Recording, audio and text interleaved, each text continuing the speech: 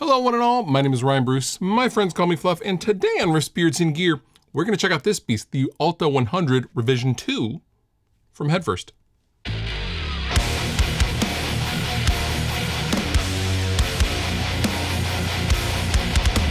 Whenever anyone in Slipknot changes their gear preferences, people seem to perk up and pay attention, and rightfully so.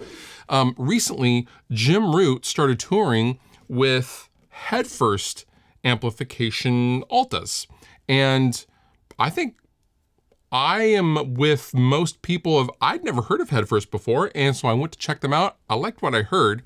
We're gonna check out the Revision 2. This is the new revision, little update for the Alta 100 watt amp from Headfirst Amps. And before we go any further, this is not a sponsored video. I am not being paid to make this video, and I've not been asked to say anything good or bad about this amplifier. This is a loaner amplifier. This is gonna go back in the box and sent back to Australia once this video is complete. All thoughts and opinions are mine. Now visually, you can kind of guess that the Alta is gonna be modded Marshall heaven, and that's exactly what it is. Now this is a 3-channel affair, 100 watts. Now, what's kind of unique about this, actually not kind of unique, really unique about this amplifier is all of the controls are done on the left side of the amplifier via little push buttons. Now, initially when I unboxed this amplifier, it took me a second. I didn't know these were push buttons. I thought they were just LED indicators. And I was like looking around the amp like, where do I switch things? Duh. I had never seen anything this streamlined, and I love it. Because they're push buttons to switch all of the functionality of the amplifier, that also means all of that functionality is also MIDI switchable, which is really awesome. Now the Alta 100 Rev 2 is updated for 2024, and this is essentially going to change the Bright 1 and Bright 2 circuits, and gonna make them a little bit more aggressive, a little bit more modern. Also, the vintage/modern control is now effective on channel 1, the clean channel, where it was not in the previous revision. It was only the channel 2s and 3s that it affected. Now it's basically globally. Now channel 1 is like your traditional like plexi goodness, right? You know what to expect with the plexi. It can go from clean to kind of broken up. With channel 2, you get, 70s JMP 2203 kind of gains. Once you crank it up, you can get a little bit more out of that. And then for the full tilt, gainiac, high gain, modern tones, you can go to channel 3. Now, this is what Jim Root, non-surprisingly, lives in, and he has the Bright 2 engaged with the clipping circuit engaged, which is gonna lower your volume. However, there's a second master volume that you can use to compensate should you choose to use the clipping on one channel or the other. Enough of my yapping. Let's go ahead and hear how this thing sounds in the context of a full mix.